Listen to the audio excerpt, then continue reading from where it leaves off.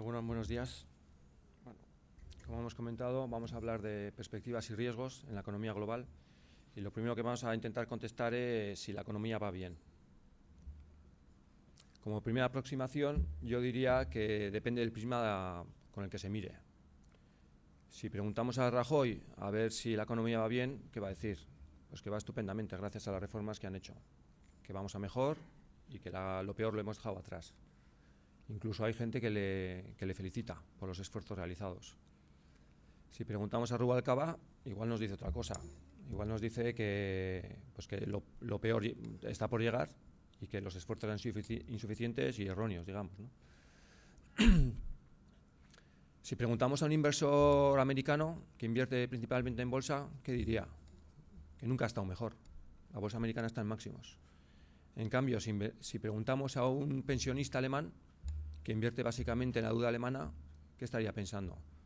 Estaría pensando que no le da para el día a día, que la rentabilidad es muy escasa. Y dentro de los datos macroeconómicos también vemos distintas realidades. La tasa de paro en España está en máximos, apenas ha corregido algo, y en cambio en Estados Unidos lleva ya 5 años corrigiendo y está por debajo del 7%. ¿Qué quiero decir con esto? Que la realidad es muy distinta, depende de quién mire, cómo se mire y en cuándo se mire, ¿no? Para mirar a futuro, yo creo que lo primero que tenemos que hacer es mirar a pasado, a ver lo que ha pasado, porque hemos visto una situación muy especial. Muchos nervios en los mercados, rumores y presiones hacia el gobierno de España para que solicite un rescate. Sumida en la recesión desde hace casi 2 años, Los países de la Unión tratan de evitar por todos los medios la intervención de la cuarta economía de la zona euro. No va a haber ningún rescate de la banca española. Esta fotografía, las alarmas saltaban en el sector bancario. Bankia, la cuarta entidad financiera de España, era nacionalizada. Cada vez peor. La prima de riesgo española alcanzó máximos históricos el miércoles. El gobierno español declara su intención de solicitar financiación europea para la recapitalización de los bancos. El rescate millonario de la Unión Europea a los bancos españoles, lejos de convencer sobre su solvencia, parece mantener la especulación al alza. Risk premia that are related to fears of the reversibility of the euro are unacceptable and they need to be addressed in a fundamental manner. The euro is irreversible.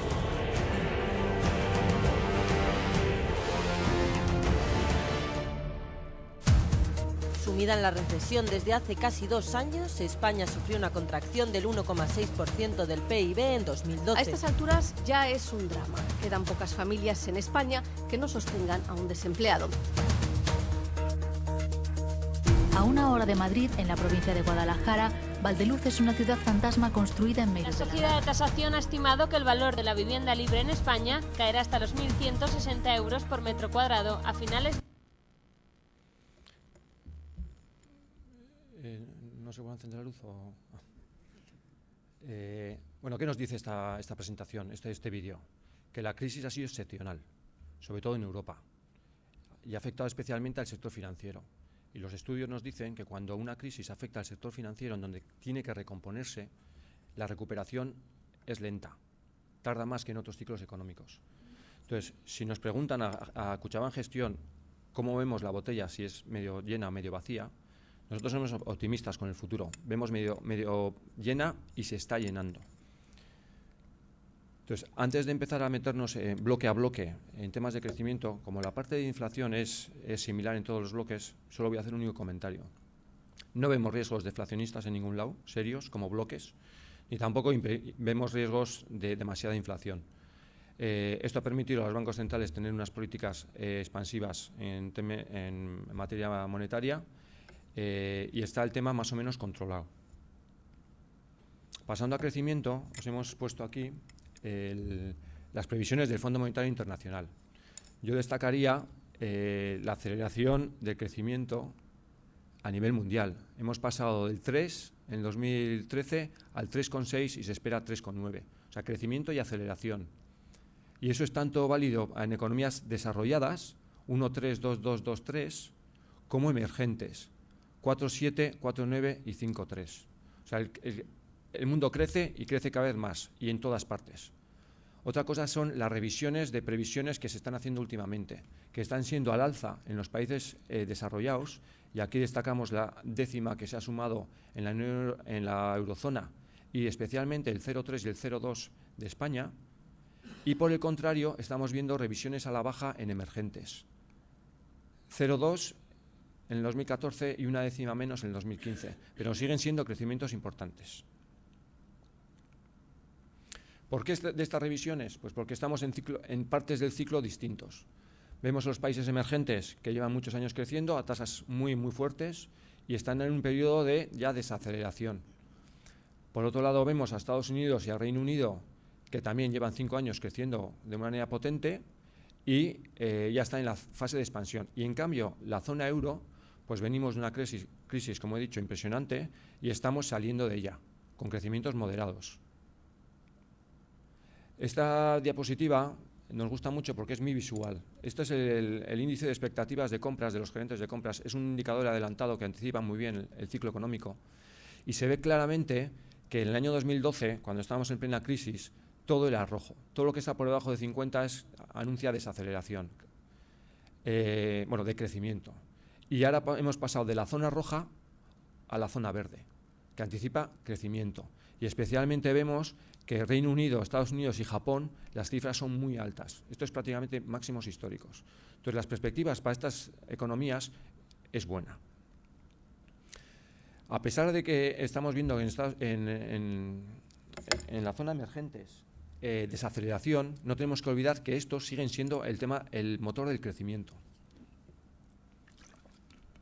En las columnas el color violeta es mucho mayor que el color gris. O sea, la aportación al crecimiento de los países emergentes sigue siendo muy potente, muy superior, y lo va a seguir siendo.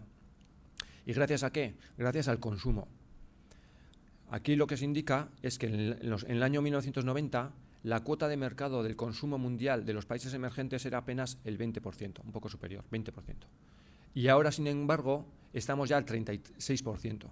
A pesar de que los países se están desacelerando, siguen creciendo mucho más que Occidente y siguen aportando mucho más al crecimiento. ¿Y esto va a continuar así? Pensamos que sí. Y hemos puesto este gráfico. Este gráfico indica o muestra el ratio de urbanización, es decir, el porcentaje de la población que vive en las ciudades, con el PIB per cápita.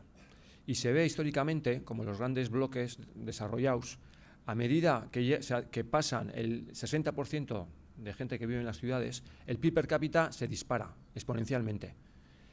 Y en cambio, en China y en India, este proceso se ha adelantado. Ya en los niveles de 40%, el PIB per cápita ha subido muchísimo y ya coge la curva exponencial. Y esto tiene muchísimo recorrido. Entonces, pensamos que a futuro los países emergentes seguirán siendo durante muchos años el motor del crecimiento. Ahora vamos a pasar zona a zona a ver cómo vemos el panorama a corto plazo en cuanto a crecimiento. Bueno, aquí vemos que se prevé 2,8 este año y 3 crecimientos potentes y acelerados, y basados en el consumo. La línea azul, el bloque azul, que crece al 3% y aporta un 2% al crecimiento. Este es el último PIB que ha salido -1, que os llamará la atención. No le damos mucha importancia porque estuvo afectado por el temporal de frío de principios de año. De hecho, lo que se prevé que para el próximo trimestre es crecimientos del 4%, un rebote muy fuerte. Pero lo que yo quiero destacar es la fortaleza del consumo. ¿Y el consumo en qué está basado? Está basado en la recuperación del empleo. Ya vemos la tasa de paro cómo ha pasado del 10% a por debajo del 7%, una recuperación muy fuerte. Y crecimientos de los salarios, que van creciendo, yo de aquí no lo veo, pero es 2,5%, el último dato es 2,1%. Los salarios también están creciendo mucho en Estados Unidos. Y en el efecto riqueza. Cuando ven que sus activos son cada vez mayores, están confiados y gastan más. Y ahí en el gráfico de la izquierda vemos los activos de los hogares que están en máximos históricos gracias a la bolsa, como hemos comentado antes, y a las viviendas. Los americanos tuvieron una crisis, que fueron los primeros, que fue inmobiliaria, y ya ha rebotado. Los precios de las viviendas desde mínimo ha rebotado un 20% allí. Entonces, esto hace que los consumidores ya vuelvan a tener confianza y sigan gastando. ¿Pensamos que esto va a continuar? ¿Sí o no? Sí. llevan ya 58 meses de expansión en Estados Unidos, pero eso es la media histórica de los ciclos de expansión desde la Segunda Guerra Mundial. Todavía queda mucho recorrido por crecer en Estados Unidos. De hecho, ya veis ejemplos de cómo han durado mucho más otras expansiones. Y la propia Reserva Federal cree que se va a crecer a ritmos fuertes, 3%, al menos hasta el 2016. O sea que Estados Unidos no tiene ningún problema de crecimiento y va a seguir fuerte. En cuanto a inflación, tampoco tiene problemas. Ya veis, está muy controlado, por debajo del 2%, esas previsiones de la FED, e incluso más allá del 2016. Y esto le ha permitido tener políticas monetarias muy expansivas. ¿Cómo de expansivas? Pues tipos cero. ¿Qué prevé el mercado? El mercado prevé que a partir del segundo semestre del año que viene empiece a subir tipos de interés a un ritmo moderado y que esté incluso dentro de 2 años por debajo del 3%. Para una economía que tiene una inflación del 2 y con un crecimiento del 3, pues es un tipo expansivo. ¿Qué amenazas hemos encontrado en Estados Unidos? Pues nos ha costado muchísimo encontrar. Entonces, vemos que es una economía muy sólida y lo que más nos llama la atención es que igual en las cifras de paro, la tasa de participación, es decir, cuánta gente sigue buscando empleo en la población activa, se está reduciendo. Entonces, los más negativos, los analistas más con visión más negativa, lo que están diciendo es que hay muchos que están desesperados y que han dejado de buscar. Eso está claro que ocurre en España, pero no tenemos tan claro que ocurre en Estados Unidos. Y de todas maneras lo que estamos viendo es que mes a mes se están creando muchos empleos y cuando alguien coge un puesto de trabajo, empieza a gastar. Eso por Estados Unidos. En la eurozona, ya hemos dicho antes que el crecimiento va a ser muy moderado, porque venimos de una crisis y luego el tema demográfico, que eso pesa a largo plazo también porque aquí no hay, pues la tasa de natalidad es muy pequeña. Pero ya estamos viendo que de la crisis estamos saliendo y estamos saliendo a tasas superiores al 1%, cogiendo tracción. El problema que tiene Europa es que el crecimiento está desequilibrado, no es uniforme. Tenemos países que van a distintas velocidades. Y en el PIB que se acaba de publicar del primer trimestre vemos como Alemania ha crecido un 0,8%, España un 0,4%, Francia apenas ha crecido e Italia ha decrecido. Son 2 velocidades y ahora veremos por qué. Y además es un crecimiento que no está aportando creación de empleo. La tasa de paro europea está en máximos y no se han recuperado los 5 millones de empleos que se perdieron desde el 2008. Es una recuperación sin creación de empleo. La tasa de paro también vemos esa divergencia entre países. Obviamente ya conocemos España, que está allá arriba, y llama la atención Alemania, que está por debajo del 7%. O sea, 2 realidades totalmente distintas, que es con lo que he empezado la presentación. ¿De dónde empezó el crecimiento? El crecimiento vino del sector exterior, gracias al esfuerzo que han hecho las empresas, que habéis hecho, en reducir costes. Los costes laborales unitarios que se muestran en esta diapositiva, se ve que en España la línea verde pues, van bajando ya desde hace unos años y por el contrario vemos la línea naranja y la azul, Francia e Italia, que siguen creciendo. Estos no están haciendo los esfuerzos que pide el mercado para seguir compitiendo y eso se ve reflejado en el sector exterior. Todos los países rebotaron en cuanto a las exportaciones porque salíamos de la crisis y porque la economía mundial tiraba, pero vemos que España hasta hace recientemente seguía creciendo con fuerza y vamos a fijarnos en Francia y en Italia, que es que se estancaron en estas 2 líneas, se estancaron desde el 2012. No crecen sus exportaciones porque no son competitivos. A niveles de inflación, volver a mostrar esta diferencia por países. Los países periféricos están bordeando la deflación y los países core pues tienen una inflación pues alrededor del 1, 1,5, por ahí. En este entorno de baja amenaza inflacionista, el BCE ¿qué está haciendo? Pues está intentando ayudar a fomentar el crecimiento. Acaba de bajar la semana pasada los tipos al 0,15 y ha metido otras medidas de estímulo pues, para el lanzamiento del crédito. ¿Amenazas en la eurozona? Aquí lo tenemos más claro. Hemos destacado el esfuerzo que hay que hacer para reducir el déficit estructural. Estamos hablando del sector público. El gráfico de la izquierda es el esfuerzo realizado en 2 periodos, bueno, en un periodo y el que queda por hacer, el que se prevé que se va a hacer, y se ve que la eurozona, el esfuerzo es muy inferior al de los otros bloques. Y todavía lo que va a hacer es mucho menos que los otros. Si no hacemos el esfuerzo, bueno, estamos haciendo un esfuerzo, pero igual no es suficiente para bajar los niveles de deuda. Y eso se ve en el gráfico de la izquierda, como por ejemplo España, su déficit, su deuda sigue creciendo y ya se prevé que va a llegar al 100% del PIB. Entonces, esto nos preocupa más también en cuanto a mercados, porque si el mercado pone el foco de atención en estas variables y un día le da por castigar, ya sabemos que tenemos la ayuda del BCE, pues el coste de financiación de un nivel de deuda tan alto pues podría hacer daño. En España, la historia es un poco la misma. Vemos recuperación y vemos recuperación acelerada. ¿Gracias a qué? Gracias al consumo y al sector exterior, principalmente.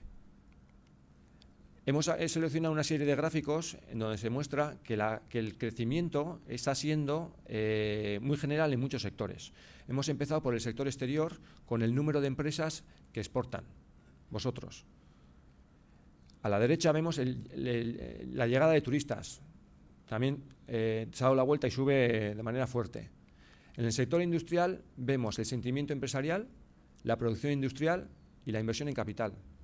Los tres la mismo, vuelven a crecer de manera fuerte.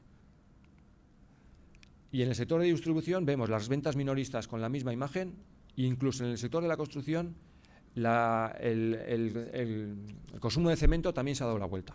Sabemos que los datos que están saliendo últimamente están siendo de manera uniforme bastante positivos. Y luego además ha ayudado el coste de financiación. Aquí vemos un gráfico de cómo se financiaba España en letra a 12 meses durante la crisis con respecto a Alemania y vemos que los inversores exigían una rentabilidad del 6% a España para financiarle y eso ya se ha corregido. Entonces, esta bajada del coste de la financiación pues ha venido muy bien para poder crecer. Entonces, amenazas. Ya sabemos que estamos haciendo esfuerzos para reducir los costes, reducir el déficit, pero pensamos que la deuda todavía tiene mucho recorrido. Vemos la deuda del sector privado, cómo pasó de 120 en 2001 al 230 y apenas se ha bajado al 206. Es un nivel muy elevado. Y la deuda pública todavía sigue creciendo. Y como hemos comentado antes, se prevé que alcance el 100%. O sea, los niveles de apalancamiento, y eso no es solo España, muchísimos países no se ha corregido a pesar de la crisis. En Japón,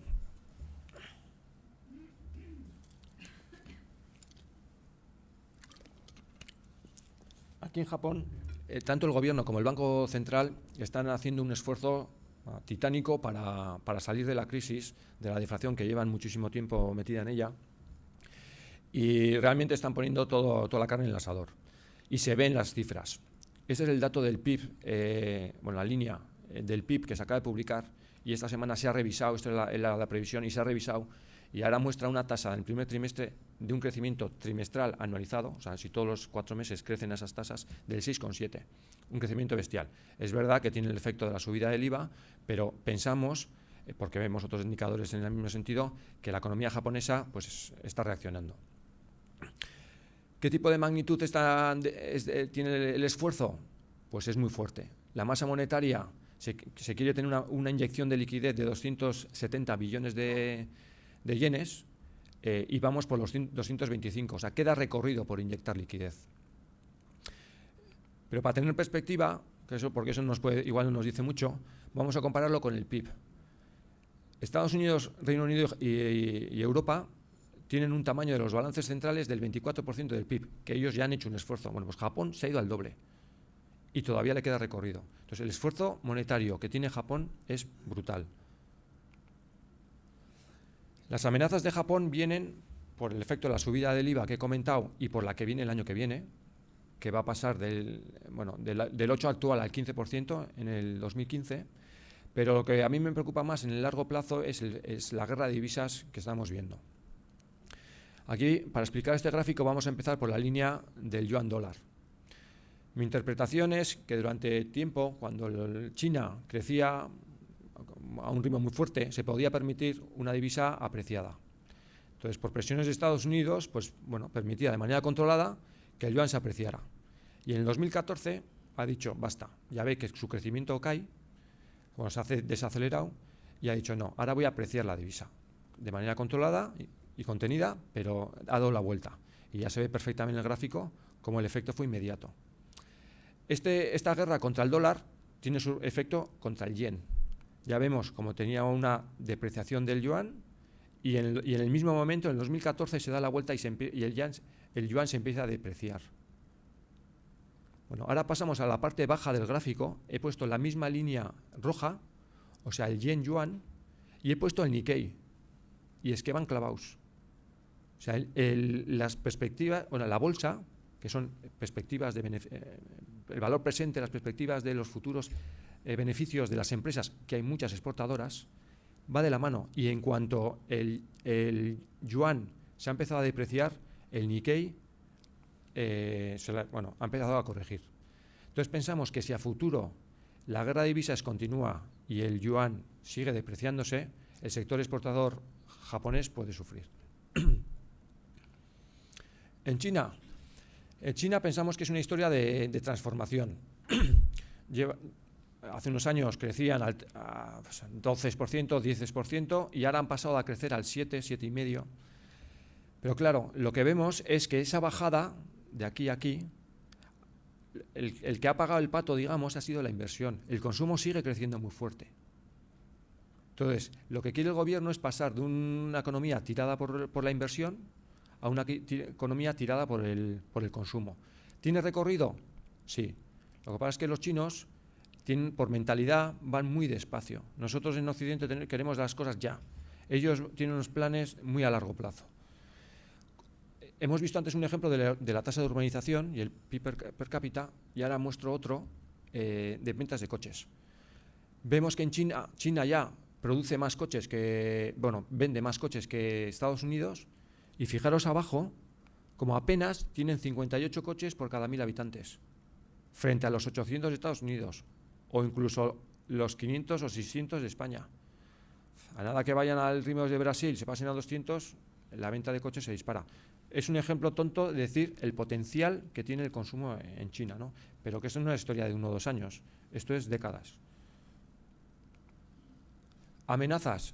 Hemos puesto la burbuja inmobiliaria. Se habla que, sobre todo en las principales ciudades, pues Pekín, Shanghai, pues hay una burbuja. Pero a mí la que igual me preocupa más es el tema del shadow banking. Shadow banking es un sector financiero, entre comillas, en la sombra. Al final es que no está regulado. Y es que las entidades locales públicas canalizan el ahorro de la gente y lo presta a inversiones, sobre todo en infraestructuras locales. Claro, es un sector bancario que no está regulado. Nadie sabe la mora que tiene, nadie sabe los ratios de capital, de solvencia. Entonces, claro, ahí hay un riesgo.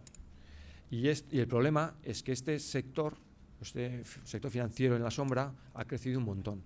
Vemos ahí cómo ha pasado del 6% en el 2010, ha triplicado y ha pasado al 18% en 2013. Entonces, no sabemos muy bien qué hay ahí. En emergentes, solo 2 ideas. La primera es que, en general, todo está desacelerando, los grandes bloques siguen creciendo muy fuerte, pero sobre todo creo que lo más interesante es esto. Cuando hablamos de emergentes, no es un bloque homogéneo, igual que hemos dicho en Europa. Aquí cada país tiene su realidad, vosotros lo conocéis mejor que yo. Hemos buscado este gráfico en donde se ve que, varias variables, la intervención del Banco Central, el riesgo político, la posición del sector exterior, la posición fiscal y el efecto de la devaluación de una desaceleración china. Y vemos que cada uno es muy sensible de una manera distinta en cada uno de los países. Por ejemplo, Polonia, todo en positivo. Y en cambio otros países, como India, pues tienen naranjas, o Indonesia, rojos y naranjas. Solo quiero decir que aquí hay que analizar país a país. Como resumen, hemos puesto la palabra clave. En crecimiento hablaríamos, en la zona euro, recuperación después de una crisis fuerte. En Estados Unidos, crecimiento sostenido y sostenible. En Japón, crecimiento muy estimulado. China, falta la N, pero es transformación. Emergentes, desaceleración. En inflación, todo contenido. Y las amenazas, pues el déficit estructural que vemos en la zona euro, que no se ha corregido. En Estados Unidos, por poner algo, la calidad del empleo. En Japón, sobre todo, el efecto del yuan a largo plazo. En China, el shadow banking. Y en emergentes, pues el efecto de la desaceleración china. Y yo acabo aquí.